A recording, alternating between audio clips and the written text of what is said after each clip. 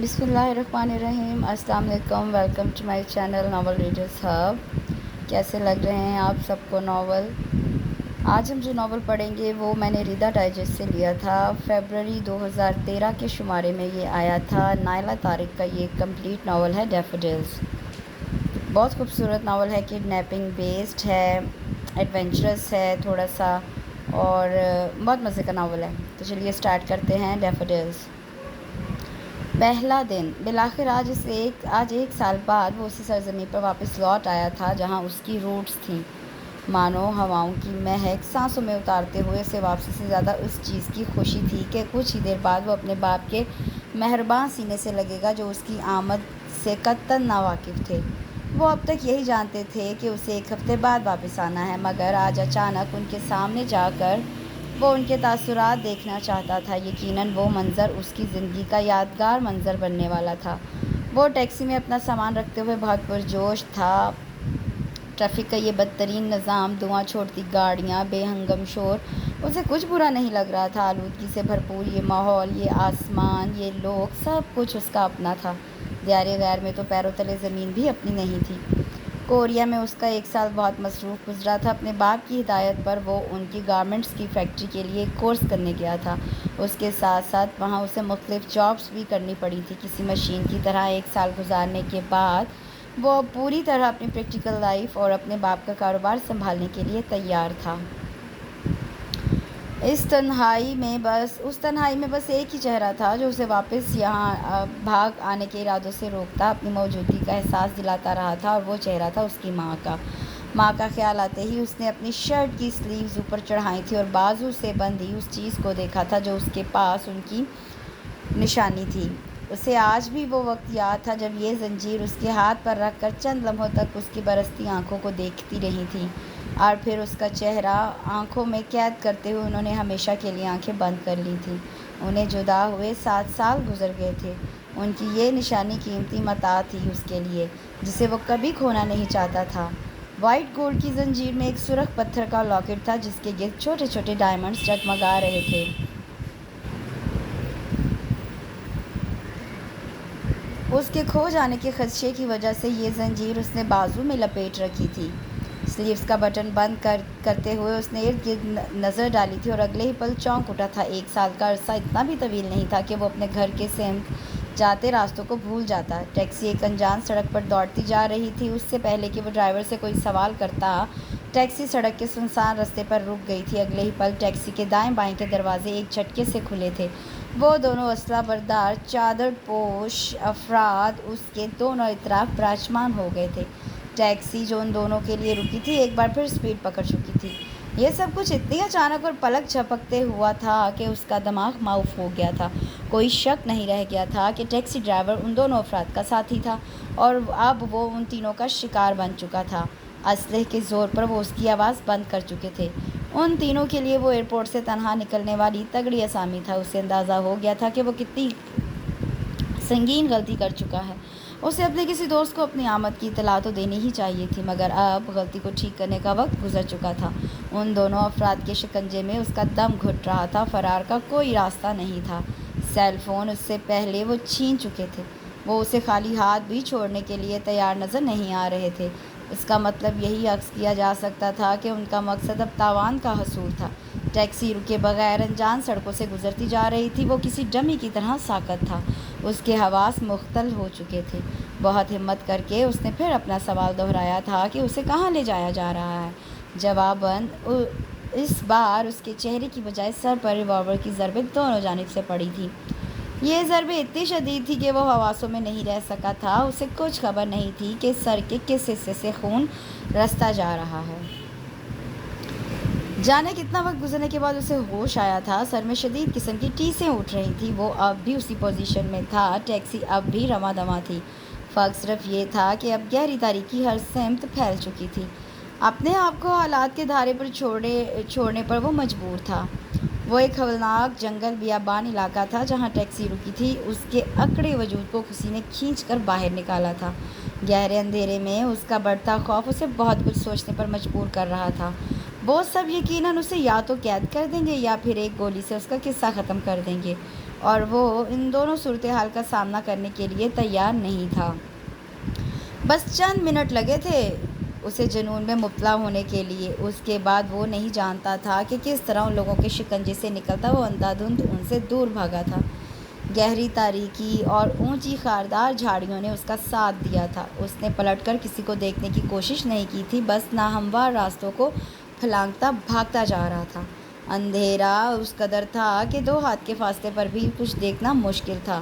بہت وقت گزرنے کے بعد اسے لگا تھا کہ وہ خطرے سے نکل چکا ہے، اب آزاد اور محفوظ ہے۔ اسے چند لمحوں کے لیے رک کر اپنے زخمی پیروں کا جائزہ لینا چاہیے۔ اسے کچھ لمحے آرام کی ضرورت تھی۔ ابھی وہ رکنے کا ارادہ کر ہی رہا تھا جب یکدم پیروں کے نیچے زمین کا سلسلہ ختم ہوا تھا۔ پتھروں سے ٹکراتا اس کا وجود بہت نیچے کہیں لڑھکتا جا رہا تھا۔ اپنی ٹوٹتی ہڈیوں کی کڑکڑاہٹیں وہ سن سکتا تھا۔ بھاری پتھروں کی گڑگڑاہٹیں اس کے تعاقب میں آ رہی تھیں۔ دوسرا دن۔ گھپ اندھیرے میں جانے کہاں سے روشنی کی ایک لکیر داخل ہوتی تاریک پردے پر پھیلتی جا رہی تھی۔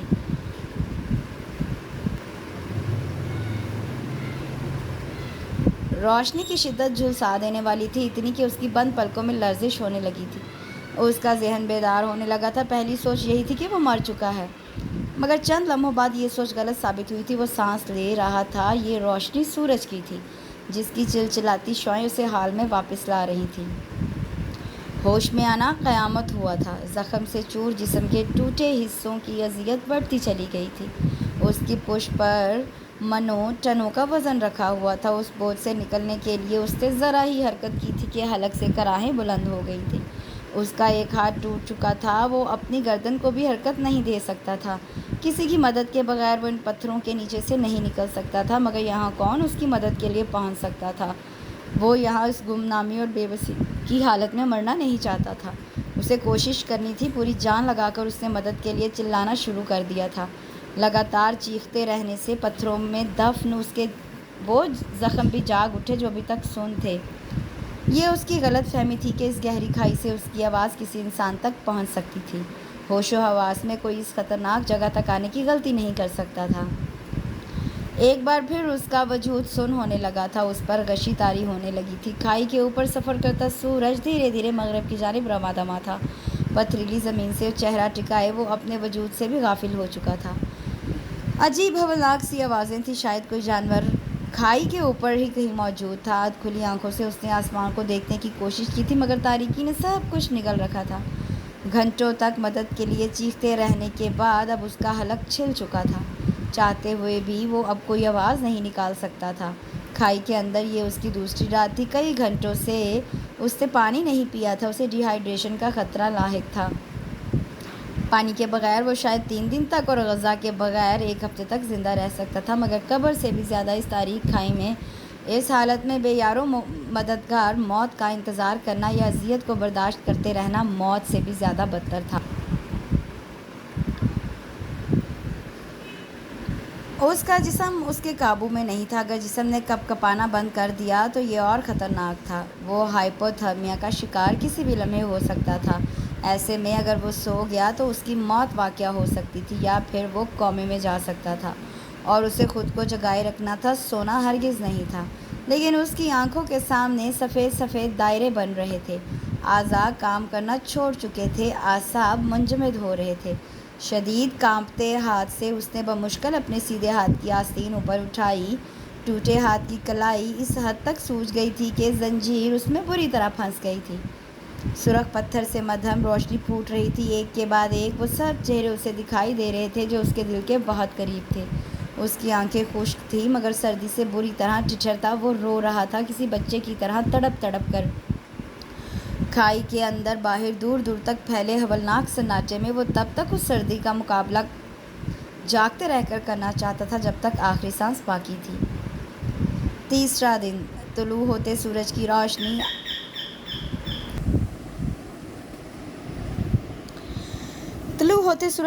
اب آہستہ آہستہ اس کھائی کی طرف بڑھ رہی تھی جس کی گہرائی میں اس کا وجود ساکت و جامد تھا۔ تیز شعاعیں کھائی کے اندر تک اتر آئی تھیں، مگر وہاں موجود مایوسی کی تاریکی کو دور کرنے میں ناکام رہی تھیں۔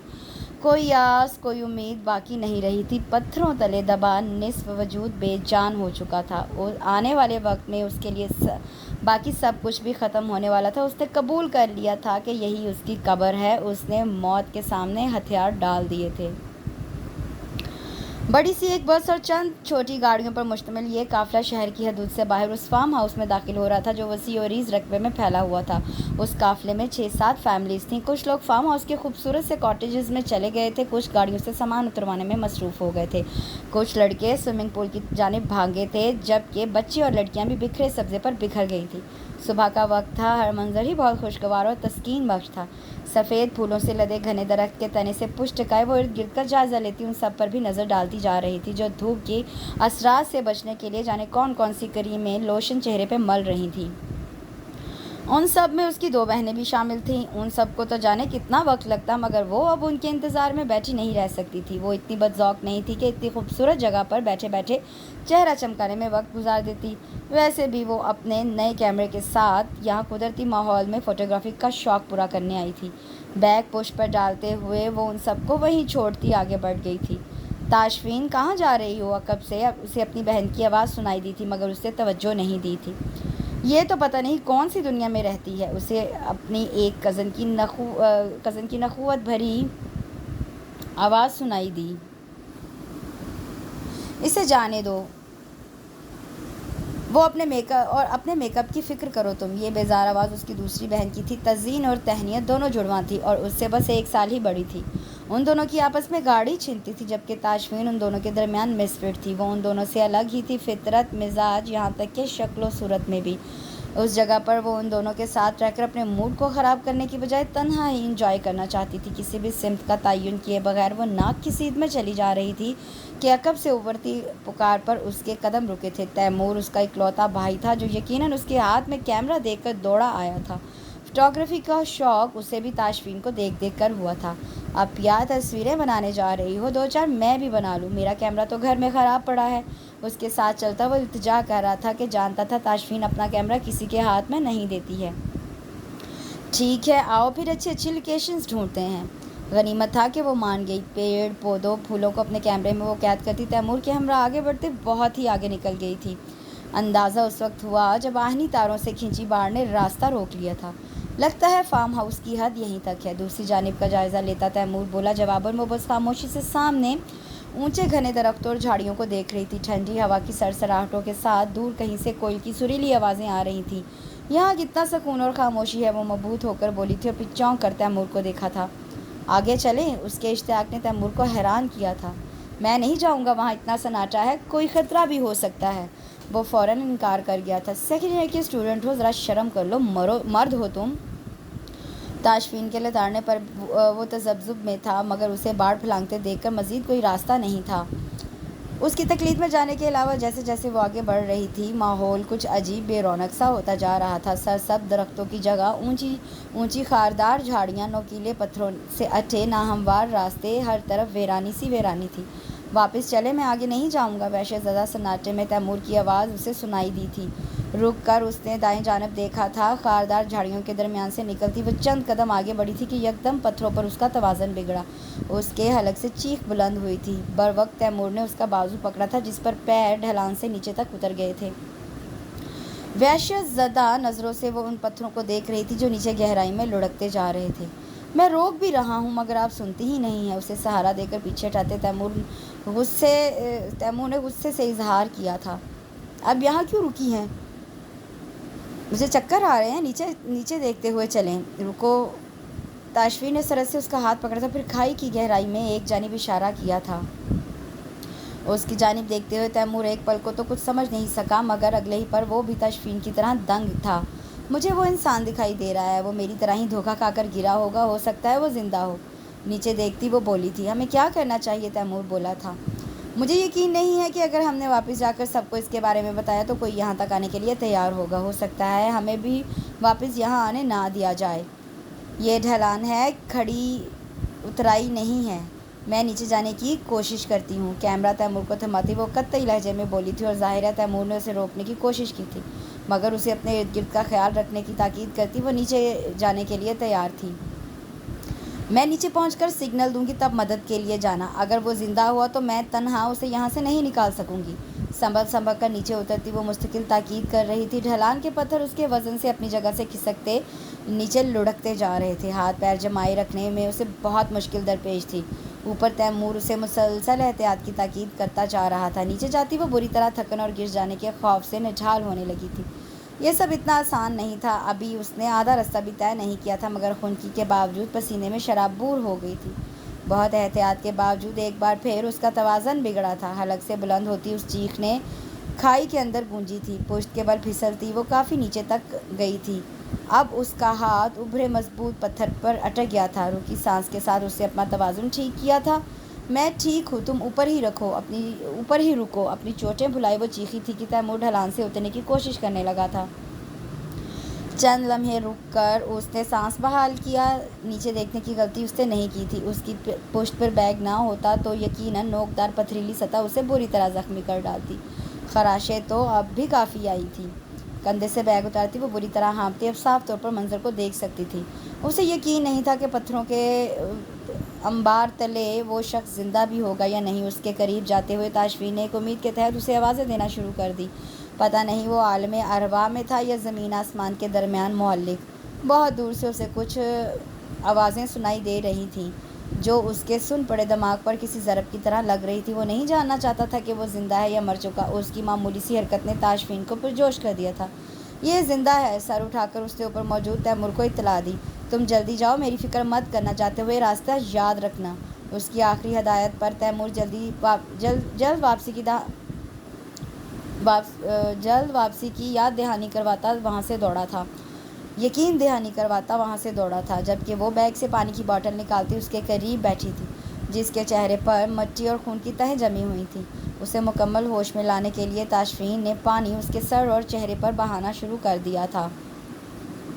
برستے پانی کی ٹھنڈک اور دھاروں نے اس کی روح تک کو جھنجھوڑ دیا تھا۔ اکڑے جبڑے کھولنے کی کوشش کرتے اس نے اپنی صحرا سے بھی زیادہ خشک زبان کو تر کرنے کی کوشش کی تھی۔ تاشفین کو اندازہ لگانے میں مشکل نہیں ہوئی تھی کہ پیاس کی شدت کے باوجود وہ اپنی گردن نہیں اٹھا پا رہا تھا۔ پانی جتنا گر رہا تھا اتنا تو اس کے حلق میں بھی نہیں اتر رہا تھا۔ تاشفین نے اس کام میں اس کی مدد کی تھی۔ اس دوران اس نے اندازہ لگایا تھا کہ وہ ان پتھروں کو اس شخص سے دور کرنے میں کامیاب ہو سکتی ہے۔ وہ جلد سے جلد اس بوجھ سے اسے نکالنا چاہتی تھی مگر اس شخص نے سانس لینے کے لیے بھی بوتل سے منہ نہیں ہٹایا تھا۔ اپنے سلامت ہاتھ سے اس نے کس وقت تاشفین کا دامن مٹھی میں جکڑ لیا تھا اسے پتہ نہیں چلا۔ وہ تو بس اس کی قابل رحم حالت پر ہولتی اس کی پیاس بجھنے کا انتظار کر رہی تھی۔ بوتل ختم ہو چکی تھی مگر اس کی پیاس ختم نہیں ہوئی تھی۔ بوتل اسے دور کرتے ہوئے تاشفین نے بجلی کی سی تیزی سے بیگ سے چاکلیٹس کا پیکٹ نکالا تھا اور ایک ساتھ کئی ٹکڑے اس کے منہ میں بھرتی اٹھ کھڑی ہوئی تھی۔ سب سے پہلے اپنا سیل فون بیگ سے نکالا تھا اور جس حالت میں وہ شخص تھا جانے کیوں تاشفین نے اسی حالت میں اس کی تصویریں مختلف اینگل سے اپنے فون کے کیمرے میں محفوظ کر لی تھیں۔ اس کام سے منٹوں میں فارغ ہو کر تاشفین اس پر پڑے بھاری پتھر سرکانے شروع کر دیے تھے۔ اس کام میں اس کا وجود شل ہونے لگا تھا۔ جیسے جیسے وہ پتھر سے اس کے وجود کو آزاد کر رہی تھی خون سے سڑتے تالاب کی بو مزید تیز سے تیز ہوتی جا رہی تھی۔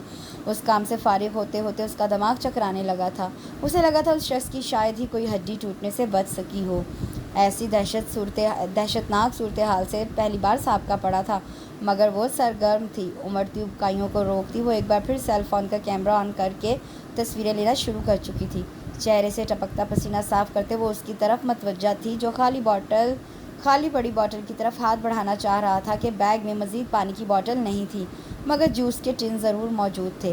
کوئی پہاڑ تھا جو اس کے وجود سے ہٹ گیا تھا، کوئی خوش ذائقہ مشروب اس کے حلق میں انڈیل رہا تھا۔ یہ چیز جنت کے علاوہ اور کہیں نہیں مل سکتی تھی اور وہ جنت میں تھا۔ صدیوں بعد جیسے یہ سکون اسے ملا تھا جو اسے آسمان پر لے گیا تھا مگر کوئی تھا جو اس کا کالر کھینچتا واپس نیچے لا رہا تھا۔ وہ اپنی آنکھیں کھولنے کی کوشش کر رہا تھا۔ پانی اور غذا کی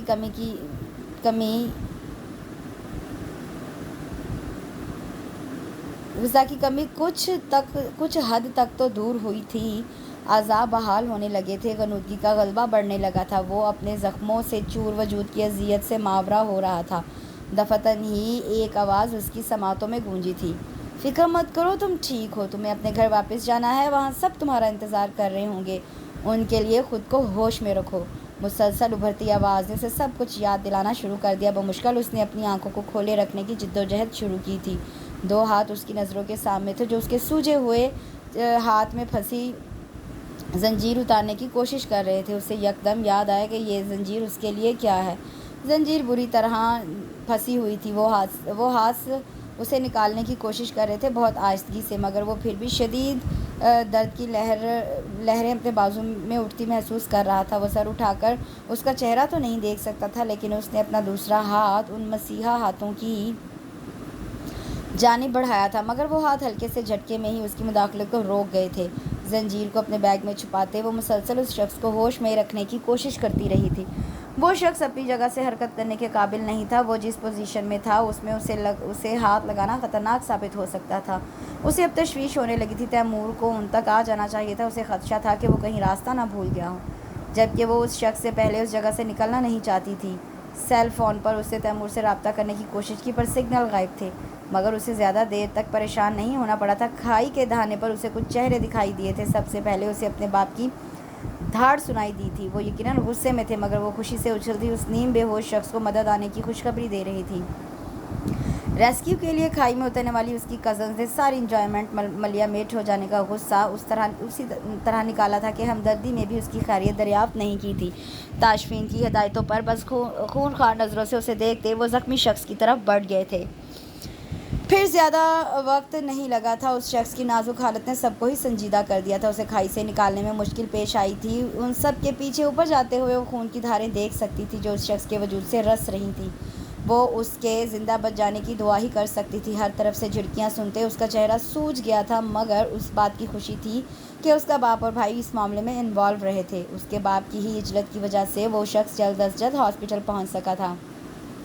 اس کے باپ اور بھائی سمیت جو لوگ ہاسپٹل روانہ ہوئے تھے ان سب نے اب واپس نہیں آنا تھا۔ جو رہ گئے تھے وہ بھی اب یہاں رکنا نہیں چاہتے تھے۔ سو شام سے پہلے ہی سب بس اور گاڑیوں میں سوار ہو گئے تھے۔ پچھلی سیٹ پر موجود اپنی ماں کی مزید جھٹکیوں سے بچنے کے لیے اس نے ایئر پیس کانوں میں ٹھونس کر والیوم بلند کر لیا تھا۔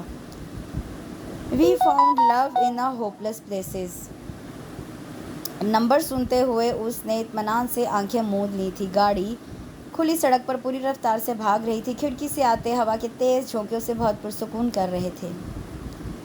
واش روم سے جھانک کر اس نے باہر کا جائزہ لیا تھا۔ سامنے ہی تیمور خشمگین نظروں سے اسے دیکھ رہا تھا۔ چلے گئے وہ؟ واش روم سے نکلتے وہ پوچھ رہی تھی۔ انہیں گئے آدھا گھنٹہ گزر چکا ہے، اور تم اب یہ اطلاع دینے آئے ہو؟ 1 گھنٹے سے واش روم میں بند ہوں میں، وہ بگڑ کر بولی تھی۔ میں نے آپ کو واش روم میں بند نہیں کیا تھا، آپ کو ضرورت ہی کیا تھی یہ حرکت کرنے کی؟ ابو کو جھوٹ بولنا پڑا تھا ان سے کہ تاشفین گھر میں نہیں ہے، وہ کھانے نہیں آئے تھے آپ کو۔ تیمور نے اسے شرمندہ کرنے کی کوشش کی تھی، جبکہ وہ سر جھٹکتی اپنی بہنوں کی طرف متوجہ ہوئی تھی جو شاپنگ سے شاید ابھی واپس آئی تھیں۔ تیمور نے ان دونوں کو بھی تاشفین کی اس حرکت سے آگاہ کرنا ضروری سمجھا تھا۔ وہ تمہیں کوئی ایوارڈ دینے نہیں آئے تھے، ان کے بیٹے کے لیے تم نے جو کیا اس کے لیے تمہارا شکریہ ہی تو ادا کرنے آئے تھے، گھر تک آئے تھے، مگر تمہارے مزاج ہی نہیں مل رہے، ان سے فون تک پر بات نہیں کی تھی تم نے۔ تزئین نے اسے گھرکا۔ تمہارے کچھ کہنے کا کوئی فائدہ نہیں، یہ کرے گی وہی جو یہ چاہتی ہے، بہتر ہے اپنا وقت ضائع مت کرو۔ شاپرز کا جائزہ لیتی تہنیت نے اسے کھولا دیا تھا۔ انہوں نے ابو کا شکریہ ادا کر دیا، کافی ہے۔ ابو اور ان سے تعلقات بڑھا کر میری جان عذاب میں ڈال دی ہے۔ میگزین کی اوراق جھٹک کر پلٹتی وہ ناگواری سے بولی تھی۔ رضا انکل ہم سب کو گھر پر انوائٹ کر گئے ہیں، ان کے بیٹے کل ہاسپٹل سے ڈسچارج ہو گئے ہیں، ابو اور امی کو وہ بطور خاص آپ کو ساتھ لانے کے لیے التجا کر گئے ہیں۔ تیمور کی اطلاع نے مزید اس کے تیور بگاڑے تھے۔ چلی جانا تاشفین، کبھی کبھی ملنے والی عزت کو گنوانا نہیں چاہیے، تزئین نے مسکراتے ہوئے اسے چھیڑا تھا۔ وہ دونوں باپ بیٹے اپنے ذہن میں ایک رحم دل پری کا امیج بنائے بیٹھے ہوں گے، اس بات سے بے خبر کہ محترمہ مکمل وچ پروجیکٹ ہے۔ تہنیت اپنے ہی تبصرے پر کھلکھلائی تھی جبکہ وہ میگزین پٹکتی اٹھ کھڑی ہوئی تھی۔ تم اپنا چہرہ دیکھو پہلے، آئینے میں ہزاروں چڑیلیں بھی شرما جائیں تمہارے سامنے۔ سرخ چہرے کے ساتھ برستی وہ کمرے سے واک آؤٹ کر گئی تھی۔ 3 ماہ گزر چکے تھے۔ اس عرصے میں اس کے باپ اور رضا حسن کے تعلقات آپس میں بہت مستحکم اور اچھے ہو چکے تھے۔ ان کے بیٹے کو ہاسپٹل منتقل کرنے کے بعد اس کے باپ بھائی ہی سب سے پہلے رضا حسن تک پہنچے تھے۔ وہ کتنے ممنون، شکر گزار اور احسان مند تھے، اس کا اندازہ اسے اپنے باپ کی باتوں سے ہوا تھا۔ اس لیے وہ نہیں چاہتی تھی کہ رضا حسن براہ راست اس سے ملے اور اس کے ممنون و مشکور ہوں، کیونکہ اسے یہ اچھا نہیں لگتا تھا، حالانکہ اسے اندازہ تھا کہ رضا حسن کتنی سنجیدگی سے اس سے ملنا چاہتے ہیں۔ مگر اپنے ماں باپ کے دباؤ میں آ کر بھی وہ ان سے شکریہ جیسے لفظ سننے کے لیے تیار نہیں تھی۔ اس کے نزدیک یہ فارمیلٹیز ضروری نہیں تھی۔ دوسرے ہی دن اس کے ماں باپ تیمور کے ساتھ حسن رضا کے گھر ان کے بیٹے کی عیادت کے لیے گئے تھے۔ اسے یقین تھا انہوں نے اس کے ماں باپ سے اس کے آنے کی وجہ ضرور دریافت کی ہوگی۔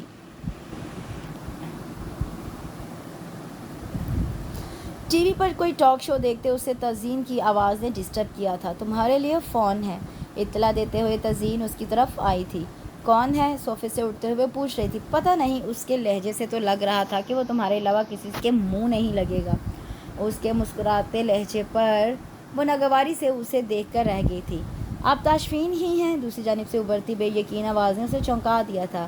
جی ہاں، مگر آپ؟ میں اپنا تعارف ضرور دوں گا، بشرط یہ کہ آپ کے پاپا کی طرح مجھے بھی مایوسی کا سامنا نہیں کرنا پڑے۔ اجنبی لہجے نے اس کے شک کو یقین میں بدل دیا تھا۔ اوہ، السلام علیکم، اب آپ کیسے ہیں؟ وہ گڑبڑائے انداز میں پوچھ رہی تھی۔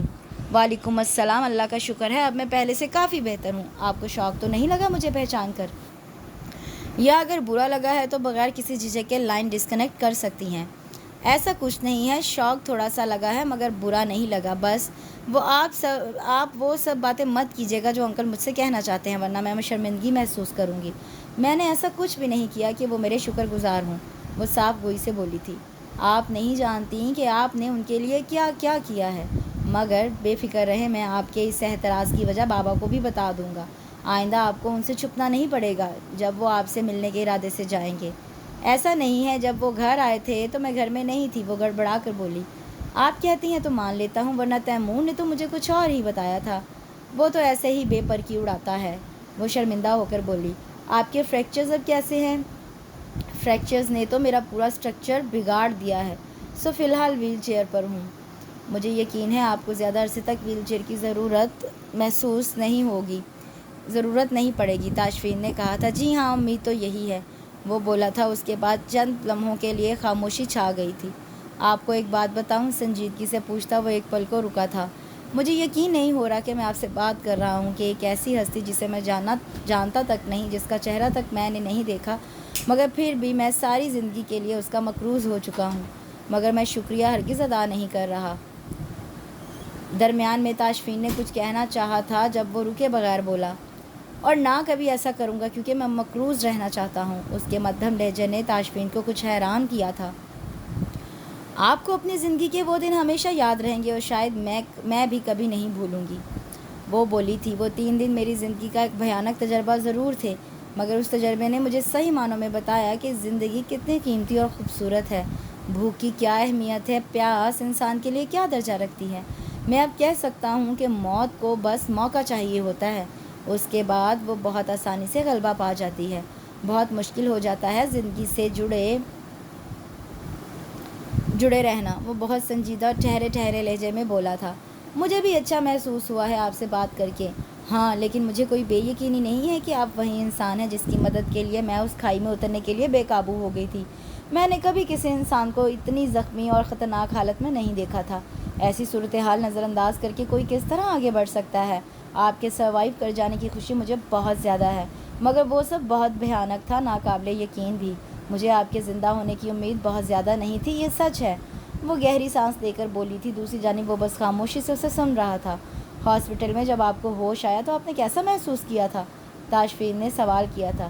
سچ کہوں تو مجھے بھی اپنے زندہ ہونے کا مکمل یقین نہیں تھا۔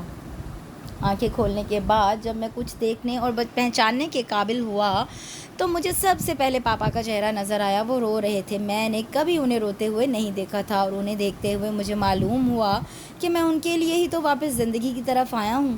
میرے اندر جینے کی بھوک ان کی وجہ سے ہی تھی، میں اب پہلے سے زیادہ ان کے قریب ہو گیا ہوں، وہ بولا تھا۔ آپ اپنی اس امانت کے بارے میں نہیں پوچھیں گے جو میرے پاس ہے؟ تاشفین نے اچانک کہا تھا۔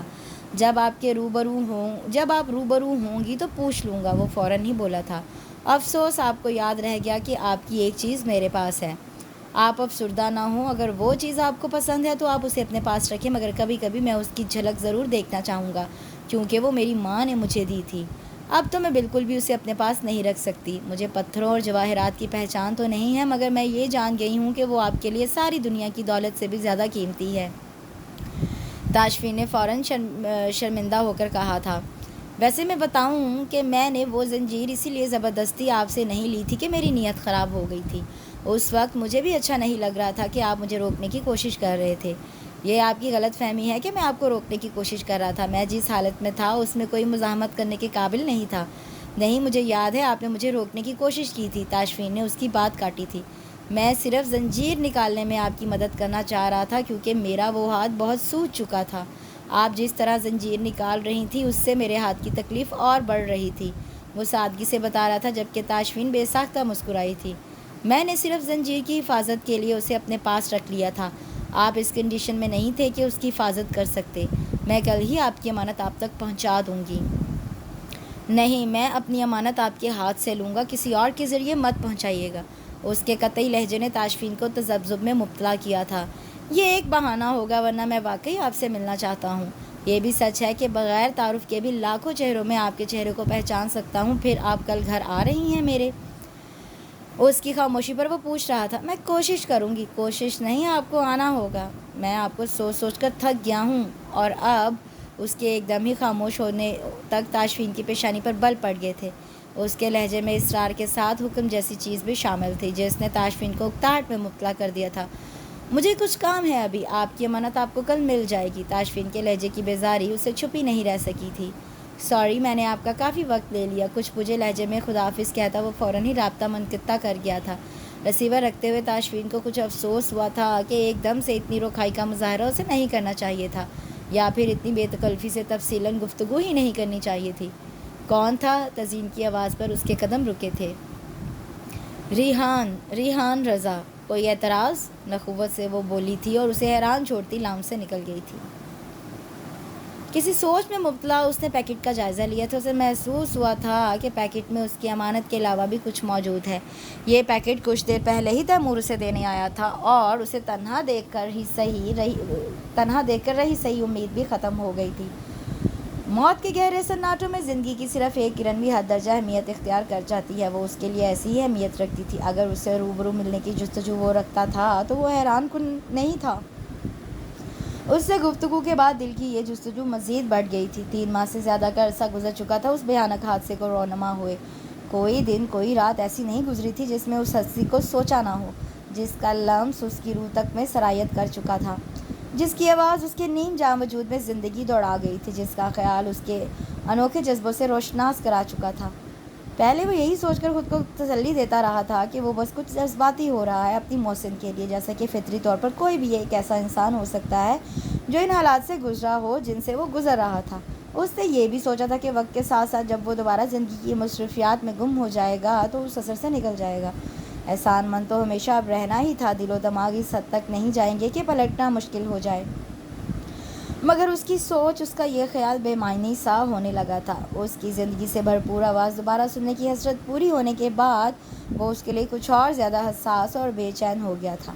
اپنے احساسات وہ اسی سے ہی شیئر کر سکتا تھا جو ان کا محرک تھی، مگر جانے کیوں وہ دامن بچائے رکھنا چاہتی تھی۔ وہ ایک بار پھر اس سے مدد چاہتا تھا اس معاملے میں جو بہت نازک بھی تھا، سنگین بھی ہو سکتا تھا، مگر رسک تو لینا ہی تھا۔ وہ ابھی بھی نہیں جانتا تھا کہ وہ اس سے مل کر اپنے کسی تجسس کو ختم کرنا چاہتا تھا یا اس کے حصار سے نکلنا چاہتا تھا۔ جو بھی تھا، وہ اب مزید اس کے الوژن کے ساتھ اپنے دن رات نہیں گزارنا چاہتا تھا۔ اسے اپنی طرف بلانے کی وہ ہر ممکن کوشش کرنا چاہتا تھا۔ وہ جانتا تھا اسے کیا کرنا ہے۔ سو ایک گہری سانس لے کر اس نے تاشفین کی طرف سے ملنے والا پیکٹ کھولے بغیر ہی رکھ دیا تھا۔ تیمور کے واپس آنے کے بعد وہ انتظار ہی کرتی رہی تھی کہ شاید ریحان فون پر اسے مزید یہ تسلی دے کہ وہ اپنی امانت ریسیو کر چکا ہے، مگر اس کا فون نہیں آیا تھا، لہٰذا تاشفین نے خود کال کرنا بہتر سمجھا تھا۔ فون گھر کے ملازم نے اٹھایا تھا، اس سے شکر ادا کیا تھا، ورنہ خدشہ تھا کہ اگر رضا حسن نے کال ریسیو کی تو اپنا تعارف کرواتے اس پر گھڑوں پانی ضرور گرے گا۔ آپ نے وہ پیکٹ کھولا کیوں نہیں؟ وہ شدید حیران ہوئی تھی۔ میں نے آپ سے کہا تھا کہ میں اپنی امانت آپ کے ہاتھ سے لوں گا۔ کچھ تھا اس کے لہجے میں جو تاشفین کو شرمندہ کر گیا تھا۔ میں کچھ مصروف تھی، اس لیے تیمور کے ساتھ نہیں جا سکی تھی، مگر آپ کو وہ پیکٹ دیکھنا چاہیے تھا، اس میں آپ کی امانت کے علاوہ بھی کچھ تھا، وہ بولی تھی۔ میں اب بھی اپنی بات پر قائم ہوں، اس پیکٹ میں جو کچھ بھی ہے آپ سے ملنے کے بعد ہی میں اسے کھولوں گا۔ اس کے قطعی سنجیدہ لہجے نے تاشفین کو مزید حیران کیا تھا۔ فرض کریں اگر میں نے کبھی ایسا نہ کیا تو تو وہ پیکٹ ساری زندگی ایسے ہی رکھا رہے گا اور آپ کو بھی یہ اطمینان حاصل نہیں ہوگا کہ آپ نے امانت واپس کر دی ہے۔ وہ اسی سنجیدگی سے بولا تھا۔ اب آپ مجھے مجبور کر رہے ہیں، وہ بولے بغیر نہ رہ سکی تھی۔ جواباً وہ بس خاموش تھا۔ مجھے ایسا کیوں لگ رہا ہے کہ آپ بس مجھے دیکھنا چاہتے ہیں؟ اس کے مشکوک سوالیہ لہجے پر بھی وہ چپ تھا۔ مائنڈ مت کیجیے گا مگر یہ بہت چیپ سی بات نہیں ہے؟ وہ لہجے کی ناگواری نہیں چھپا سکی تھی۔ میں آپ سے یہ امید نہیں رکھتا تھا کہ آپ کو کوئی خوف ہے یا پھر خود اعتمادی کی کمی ہے۔ اس کے سرد لہجے پر تاشفین کے تاثرات بگڑے تھے۔ نہ مجھے کوئی خوف ہے نہ ہی اعتماد کی کمی ہے۔ آپ کو ایسا نہیں کہنا چاہیے تھا، وہ ناگواری سے ہی بولی تھی۔ کل پاپا کی طرف سے آپ کے لیے دوبارہ انویٹیشن آ رہا ہے۔ اگر میرا تجزیہ غلط ہے تو آپ ضرور انویٹیشن قبول کریں گی۔ اس کے لہجے میں تاشفین کو چیلنج محسوس ہوا تھا۔ مجھے کسی انویٹیشن کی ضرورت نہیں، میں کل ہی آپ کی طرف آ رہی ہوں، مگر آپ سے ملنے ہرگز نہیں۔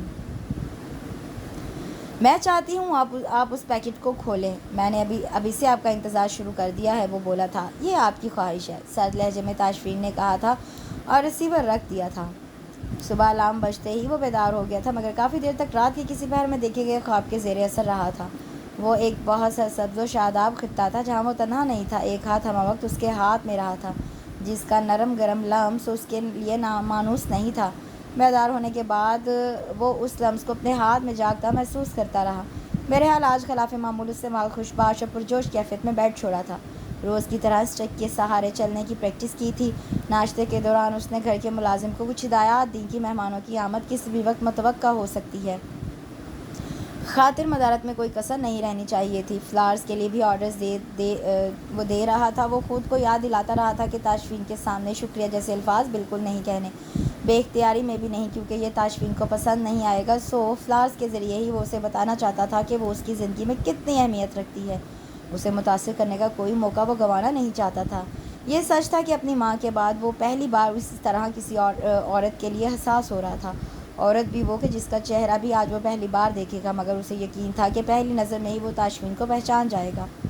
بے چینی سے انتظار کے لمحے کاٹتا وہ اس تعصب میں بھی مبتلا تھا کہ وہ اپنے پیروں پر اٹھ کر تاشفین کا استقبال نہیں کر سکتا۔ دوپہر ڈھل چکی تھی جب انتظار کی طوالت اپنے انجام کو پہنچی تھی۔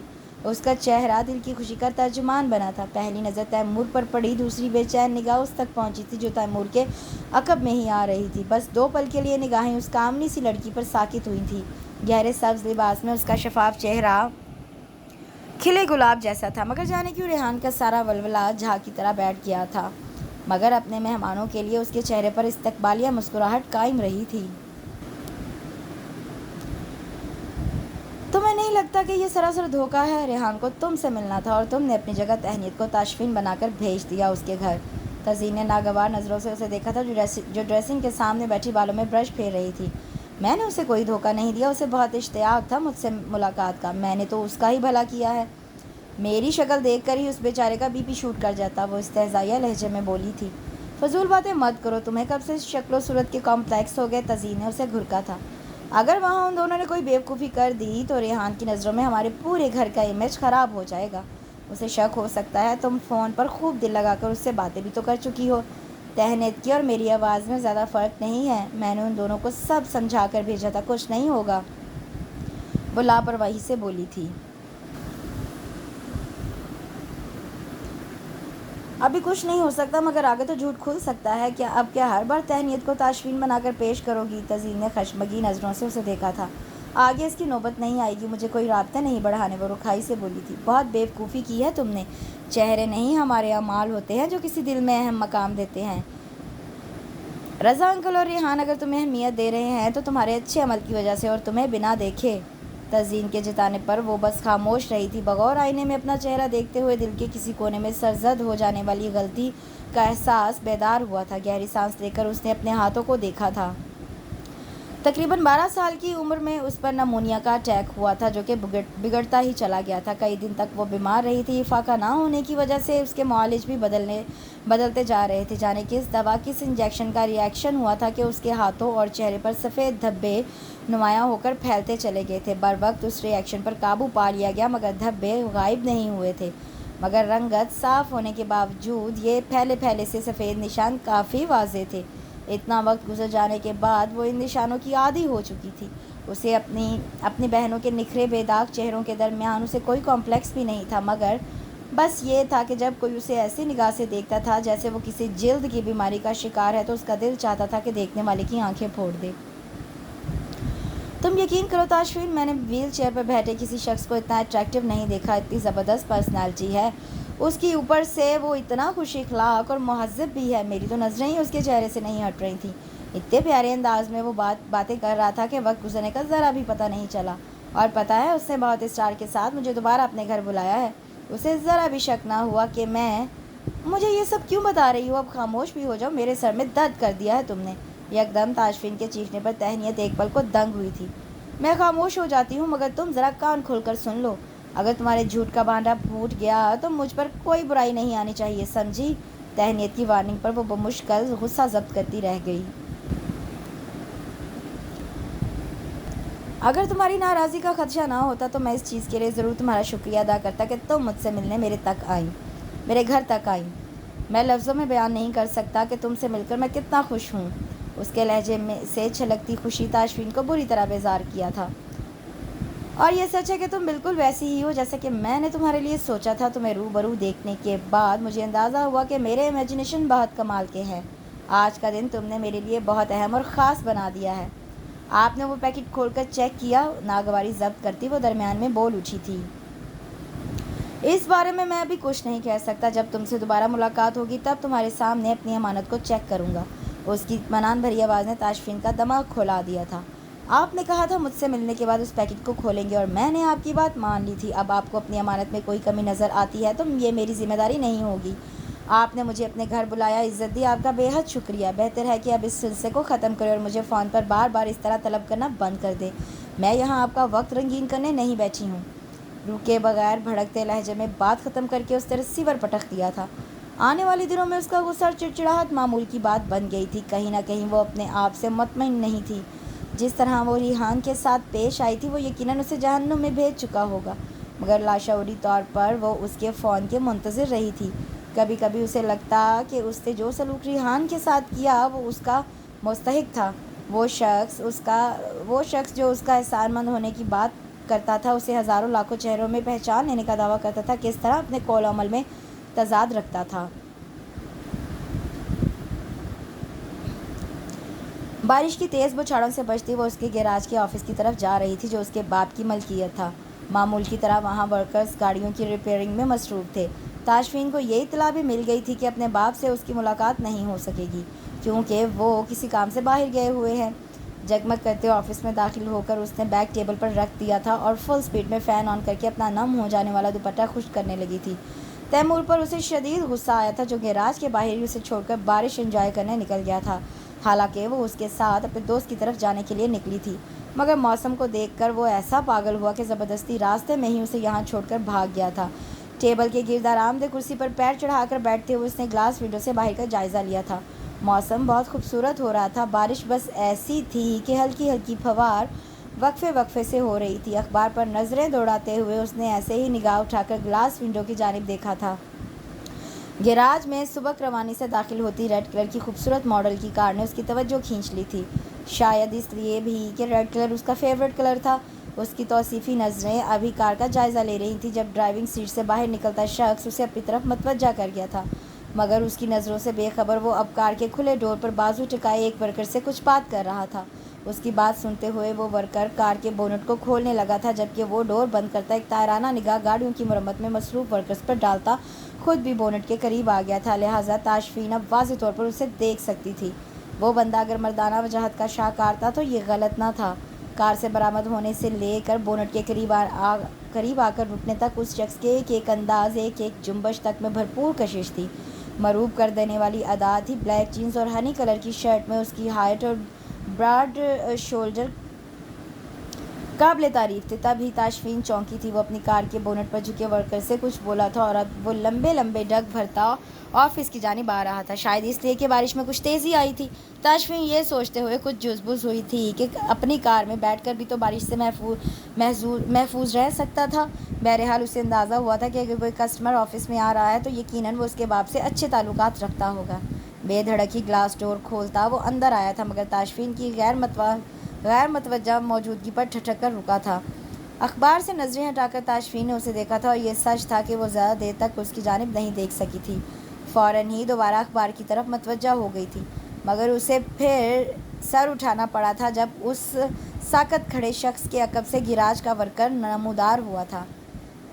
ان کی گاڑی کا فالٹ ٹھیک ہونے میں کچھ دیر لگے گی، تب تک یہ یہیں رکیں گے۔ اس کی اطلاع پر تاشفین نے بس ایک نظر اس اجنبی چہرے پر ڈالی تھی جو بغیر پلک جھپکے اسے ہی تک رہا تھا۔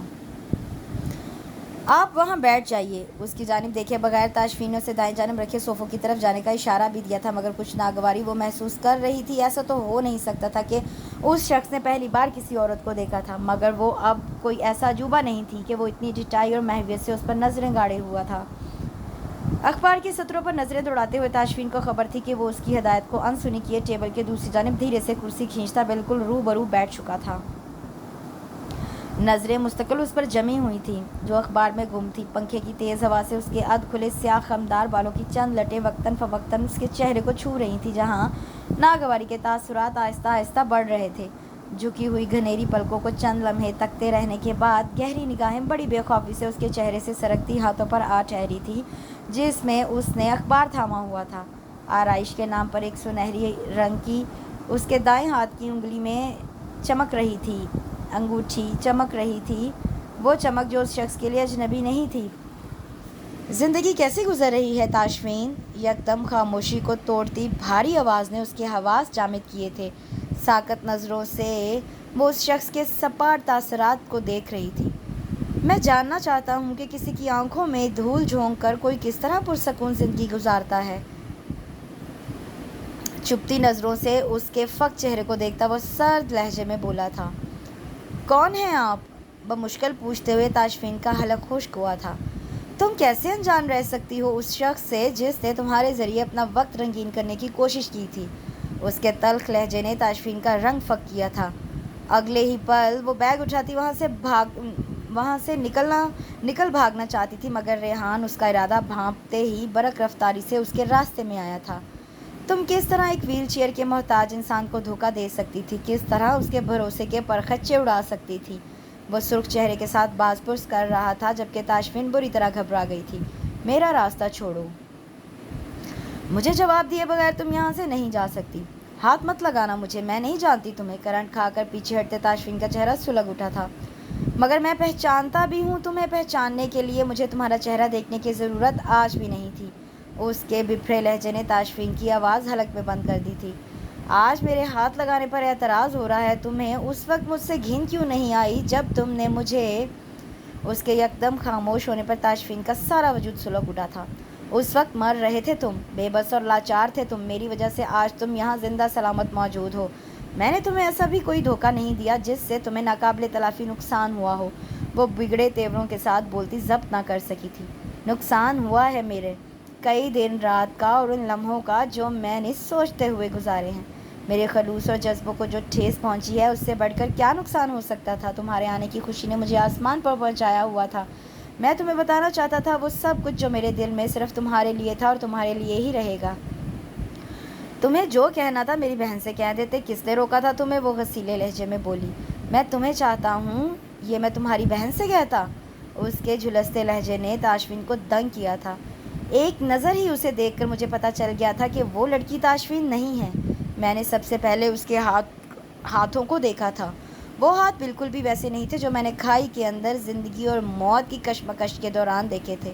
میں کس طرح بھول سکتا ہوں ان ہاتھوں کو جو میرے لیے مسیحا بن کر آئے تھے، جن ہاتھوں نے میری صدیوں کی پیاس مٹائی، جو مجھے زندگی کی طرف کھینچ لانے کا سبب بنے۔ میں ان ہاتھوں کو پہچاننے میں آج بھی کوئی غلطی نہیں کر سکتا۔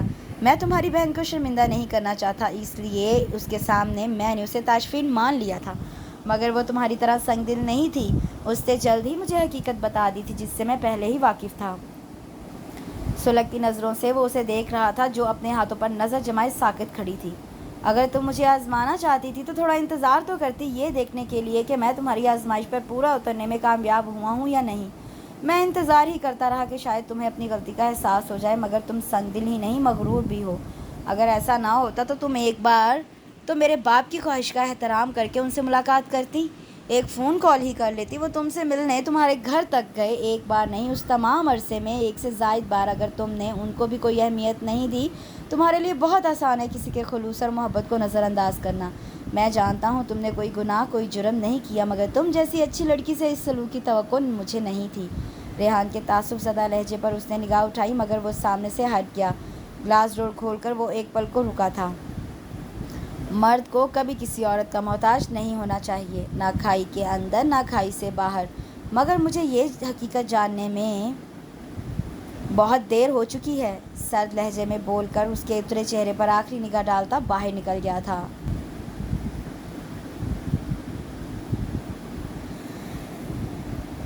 دو سٹیپ ٹھانکتا وہ اوپر پہنچا تھا۔ کمرے میں داخل ہوتے ہی پہلی نظر ان زرد پھولوں تک گئی جو اس کی آمد کے ہی منتظر تھے۔ رکے بغیر سیاہ کوٹ بیڈ کی سمت اچھالتا وہ اسٹڈی ٹیبل تک آیا جہاں ڈیفوڈلز کے خوشنما زرد پھولوں کا چھوٹا سا انبار اسے نہال کر گیا تھا۔ ہر پنکھڑی سورج کی نرم نرم کرنوں کے گھیرے میں تھی۔ دل میں جاگتے خوشگوار احساسات کی جھلملاہٹیں اس کے چہرے کو روشن کر گئی تھیں۔ ڈیفوڈلز کی سنہری دھوپ اس کی آنکھوں میں بھی اترنے لگی تھی۔ ڈیفوڈلز اس کے پسندیدہ پھول تھے، یقیناً وہ بھی جان گئی تھی۔ اس کے علاوہ یہ پھول اور کون اسے بھیج سکتا تھا، اس نے سوچا تھا، اور پھر بہت نرمی اور عقیدت سے ان پھولوں کو ہاتھوں میں اٹھا کر اپنے چہرے کے قریب کیا تھا۔ یہ بھینی مسحور کن خوشبو صرف ڈیفوڈلز کی نہیں تھی، ان جذبوں کی مہک بھی شامل تھی جو ڈیفوڈلز کے ذریعے اس تک پہنچے تھے۔ پھولوں کی مہک سانسوں میں اتارتے ہوئے وہ چونکا تھا اور پھر تیزی سے پھولوں کے درمیان اٹکا چھوٹا سا کارڈ نکالا تھا۔ "With pure feelings, warm wishes and respect". Card کے آخری سرے پر موجود نام نے اس کے لبوں پر دلکش مسکراہٹ بکھیری تھی۔ یہ پھول بھیجنے والے کے دل کی ترجمان تھے۔ ڈیفوڈلز کو انتظار کی علامت کہا جاتا ہے، مگر وہ پریقین تھا کہ انتظار کی طوالت اپنے اختتام پر ہے۔ آنے والا ویلنٹائن ڈے اس کی زندگی کا پہلا سب سے حسین دن ہوگا۔ مکمل ہونے کا احساس روح کی گہرائیوں میں اتر کر ہر لمحے کو ہی حسین بنا دیتا ہے۔ اب اسے شدت سے ویلنٹائن ڈے کا انتظار تھا، جو کہ بہت زیادہ دور بھی نہیں تھا۔ چند لمحوں تک وہ تلسیفی نظروں سے چھت پر جگمگاتے خوبصورت اور نازک فانوس کو دیکھتی رہی تھی اور پھر دیواروں پر آویزاں پینٹنگز دیکھتی مزید آگے بڑھی تھی۔ ابھی تک اس نے کسی کمرے میں قدم نہیں رکھا تھا، مگر جس کمرے کے سامنے وہ اس وقت رکی تھی اس کا دروازہ باقی کمروں کی طرح بند نہیں تھا، نیم وا تھا۔ کچھ جھجکتے ہوئے وہ اندر داخل ہوئی تھی۔ روشنیوں سے جھلملاتے اس کمرے کی سجاوٹ اور نفاست نے اسے کافی مرعوب کر دیا تھا۔ سب سے زیادہ قابل توجہ وہ جدید میوزک سسٹم تھا۔ چند لمحوں تک وہ سی ڈیز کے کلیکشن کا جائزہ لیتی رہی۔ کنگ سائز بیڈ پر نگاہ دوڑاتی وہ سائڈ ٹیبل کے قریب رکی تھی، جہاں سنہری فریم میں مسکراتی تصویر کو اس نے بغور دیکھا تھا۔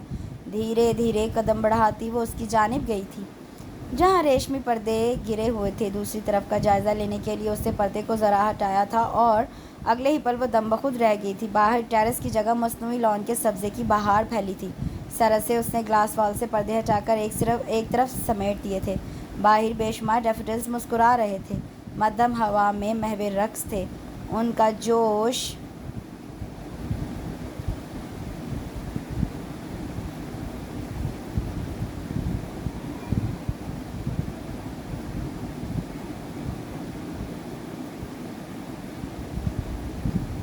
ان کا خوشنما زرد رنگ سونے کی طرح بکھرا گوا تھا اپنے مالک کی چاہت اور لگن کا۔ تاشفین کے لبوں پر مسکراہٹ رنگ گئی تھی۔ کھلے آسمان پر چھائے گہرے بادل، دل فریب موسم اور ڈیفوڈلز کے لہراتے جھومتے جلوے، یہ قدرتی منظر کمرے کی خوبصورتی کو نکھار رہا تھا۔ ہاتھ باندھے وہ بڑی محویت سے آسمان پر پرواز بھرتے پرندوں کو دیکھ رہی تھی جب آہٹ پر اسے چونک کر پلٹنا پڑا تھا۔ دوسری جانب وہ جو اپنی دھن میں اندر داخل ہوا تھا بری طرح ٹھٹک کر رکا تھا۔ تاشفین کو بغیر اجازت اپنی یہاں موجودگی پر شرمندگی ہوئی تھی، وہیں ریحان کی آنکھوں میں اسے بے یقینی نظر آئی تھی۔ اس وقت وہ ٹریک سوٹ پہ ملبوس تھا اور اس کے ہاتھ میں سپورٹس کٹ موجود تھی۔ "تم واقعی یہاں موجود ہو یا آج پھر یہ کوئی میرا وہم میرے سامنے ہے؟" خوابناک لہجے میں بولتا وہ اسے کچھ فاصلے پر آ رکا۔ "میں تزئین کی انگیجمنٹ کا انویٹیشن لے کر آئی تھی"۔ بمشکل اپنا اعتماد بحال کرتے ہوئے تاشفین نے اس کی آنکھوں میں دیکھا تھا، جس کے چہرے کا رنگ ابھی تک سرخ ہو رہا تھا۔ خنکی کے باوجود اس کے روشن پیشانی پر چند قطرے چمک رہے تھے۔ "میں انکل اور ابو کے ساتھ ہی ڈرائنگ روم میں تھی، پھر انکل نے مجھے کہا کہ میں پہلی بار ان کے گھر آئی ہوں تو میں چاہوں تو گھر دیکھ سکتی ہوں، اس لیے میں یہاں تک آ گئی"۔ اس کی خاموش نظروں پر گڑبڑاتی وہ مزید بولی تھی، جبکہ ریحان کو اپنے باپ پر بے تحاشا پیار آیا تھا۔ یہ گھر واقعی بہت خوبصورت ہے اور یہ کمرہ بھی۔ اس کی خاموشی پر تاشفین کو کچھ تو کہنا ہی تھا، سو تعریف کی تھی۔ تمہاری یہاں موجودگی نے اس کمرے کو خوبصورت بنا دیا ہے، ورنہ یہاں سب کچھ ادھورا تھا۔ آج مکمل ہوا ہے۔ اس کے مدھم لہجے نے تاشفین کو دنگ کیا تھا۔ تم جانتی ہو آج کیا خاص دن ہے؟ اس کے سوال پر وہ کچھ بول نہیں سکی تھی۔ میں نے تزئین سے کہا تھا کہ میں اس کی انگیجمنٹ میں تب ہی آؤں گا جب مجھے انوائٹ کرنے تم میرے گھر آؤ گی۔ میں شکر گزار ہوں تمہاری بہنوں کا، جن کی وجہ سے آج کا دن میرے لیے مزید خاص اور اہم ہو گیا ہے۔ اس کی جھکی پلکوں پر نظریں جمائے وہ مسکرایا تھا۔ اس سے زیادہ اچھا موقع نہیں ہو سکتا تمہارے ہاتھوں سے اپنی امانت لینے کا، عہد پورا کرنے کا۔ نظر اٹھا کر تاشفین نے اسے دیکھا جو ڈریسنگ کی جانب جا رہا تھا۔ کچھ ہی دیر میں دوبارہ اس کی طرف آیا تھا۔ تاشفین نے خاموشی سے پیکٹ کھول کر واپس اسے تھما دیا۔ سرخ پتھر کو ہاتھ میں اٹھاتے ہوئے اس کی آنکھیں جگمگا رہی تھیں۔ تاشفین نے بغور اس کے پرسکون تاثرات کو دیکھا تھا، تبھی وہ چونک کر پیکٹ میں موجود دوسری چیز کی طرف متوجہ ہوا تھا۔ ایک کے بعد ایک تصویروں کو دیکھتے ہوئے ریحان کے چہرے پر اذیت پھیلتی چلی گئی تھی۔ تاشفین کو لگا تھا کہ ایک بار پھر وہ کچھ غلط کر چکی ہے۔ وہ بس سانس روکے اس کے رد عمل کا انتظار کر رہی تھی۔ میں نے سنا تھا کہ تمہیں فوٹوگرافی کا کریز ہے۔ اپنے اس کریز کو تم نے بہت اچھی طرح استعمال کیا ہے۔ اس کے بے تاثر لہجے نے تاشفین کو بے حد شرمندہ کیا تھا۔ میں اپنے کسی دشمن کو بھی اس حال میں نہیں دیکھ سکتا، کجا کہ اس کی اذیت کو اپنے کیمرے میں قید کروں۔ میں کچھ کہوں؟ تاشفین نے مضطرب ہو کر پوچھا تھا۔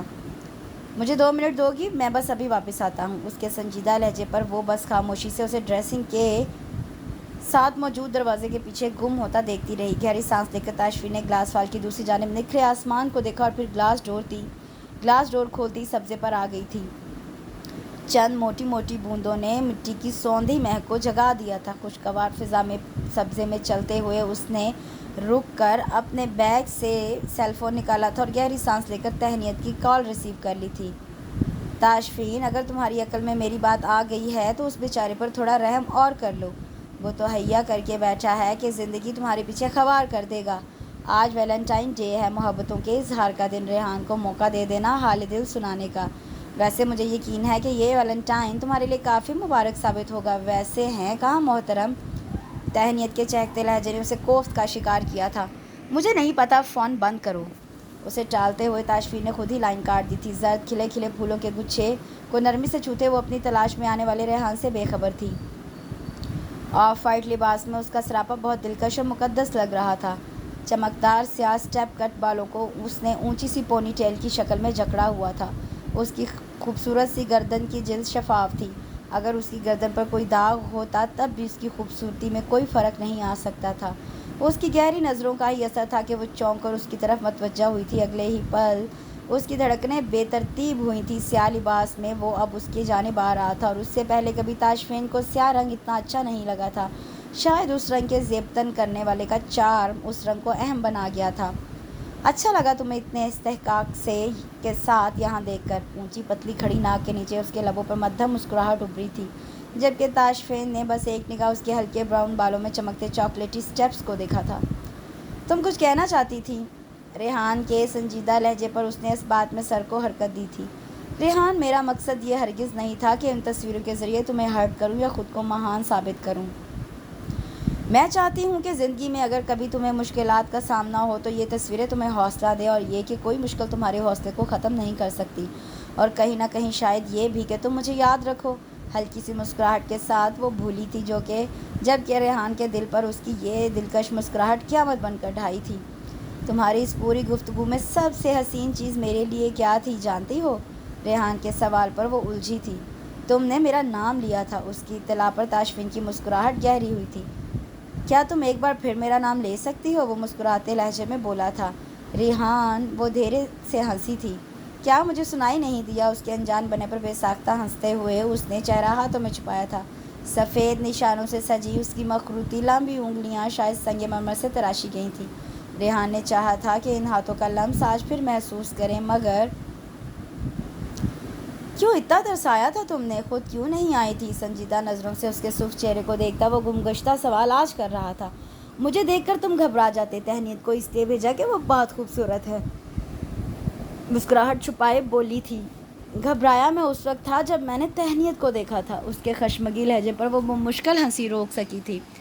میں کسی قیمت پر اس ہستی کو نہیں کھو سکتا تھا جسے میں نے کھائی سے نکلنے کے بعد بھی اپنے دل کے قریب رکھا ہوا تھا۔ اس کے سنجیدہ لہجے پر تاشفین کی نظریں جھک گئی تھیں۔ میرے لیے صرف وہی چہرہ خوبصورت ہے جو اس وقت میری نظروں کے سامنے ہے، ڈیفوڈل سے بھی زیادہ حسین۔ مجھے اب جانا چاہیے، وہ گڑبڑائی تھی۔ میں نے تم سے پوچھا تھا کہ آج کیا خاص دن ہے؟ اسے جانے کے لیے پر تولتے دیکھ کر وہ فوراً بولا تھا، تم جانتے ہو، جھینپ کر بولی تھی، مگر میں تم سے سننا چاہتا ہوں۔ ریحان نے دلچسپی سے اسے دیکھا تھا۔ ہیپی ویلنٹائن ڈے، وہ جھیمپی مسکراہٹ کے ساتھ بولی تھی، جبکہ ریحان دھیرے سے ہنسا تھا۔ تو میری ویلنٹائن، میرے لیے یہاں تک آ کر تم نے میرا سر فخر سے بلند کر دیا ہے، ورنہ میں آج کے دن اپنے آپ سے بھی منہ چھپائے پھرتا ہوں۔ اس کے مسکراتے لہجے پر تاشفین بھی مسکرائی تھی۔ آج کے اس خاص دن پر میرے پاس بہت کچھ ہے تم سے کہنے کے لیے، مگر آج میں صرف اتنے پر اکتفا کروں گا کہ تمہیں وہ چیز تحفتاً پیش کروں جس کی تم حقدار ہو۔ بولتے بولتے ریحان نے وہ چیز اس کی ہتھیلی پر رکھ دی جس نے اسے دنگ کر دیا۔ یہ میں نہیں لے سکتی، یہ تمہارے پاس تمہاری ماں کی نشانی ہے، یہ تم اپنے پاس رکھو۔ یہ میری ماں اسے دینا چاہتی تھی جو ان کے بیٹے کی زندگی میں آئے گی، سو یہ تو تمہاری امانت ہے، میری فکر مت کرو۔ میں صبح آنکھ کھول کر اور رات میں روز سونے کے لیے آنکھ بند کرنے سے پہلے اسے دیکھا کروں گا۔ ویسے مجھے یقین ہے تمہاری دونوں بہنوں سے پہلے تمہیں گھر سے نکالنے پر تمہارے ماں باپ کو کوئی اعتراض نہیں ہوگا۔ ریحان کے مسکراتے لہجے پہ ایک گلابی سی مسکراہٹ کے ساتھ تاشفین نے اس کی چمکتی آنکھوں میں دیکھا تھا، جہاں ریحان کے مسکراتے لہجے جہاں اسے اپنے لیے بے پناہ محبت اور عزت کے علاوہ بھی الوہی جذبے چھلکتے دکھائی دیے تھے۔ وہ حیران نہیں تھی، جانتی تھی کہ اس دنیا میں کہیں نہ کہیں کوئی تو ایک موجود ہے جو اس کا نصیب ہے۔ یہ اور بات ہے کہ اپنے نصیب تک اسے خود ہی جانا پڑا تھا، بلکہ تاریک گہری کھائی سے نکال کر بھی لانا پڑا تھا۔ ریحان کی تقلید میں ڈرائنگ روم میں کس جانب بڑھتے ہوئے اس کے قدموں کے نقش پر قدم جما کر چلنا اسے اچھا لگ رہا تھا۔ یہ ویلنٹائن تو بس آغاز تھا، ذرا آگے چلتا یہ شاندار انسان ہر آنے والے دن میں محبت کے خزانے لوٹانے کا عزم رکھتا تھا، اور وہ اس کی قدر کرتی تھی۔ اس کے ساتھ ہی یہاں یہ خوبصورت سا ناول اختتام کو پہنچتا ہے۔ مجھے کل بتائیے گا کہ آپ کو یہ ناول کیسا لگا۔ کل تک کے لیے اجازت دیجیے، اپنا بہت سا خیال رکھیے، اللہ حافظ۔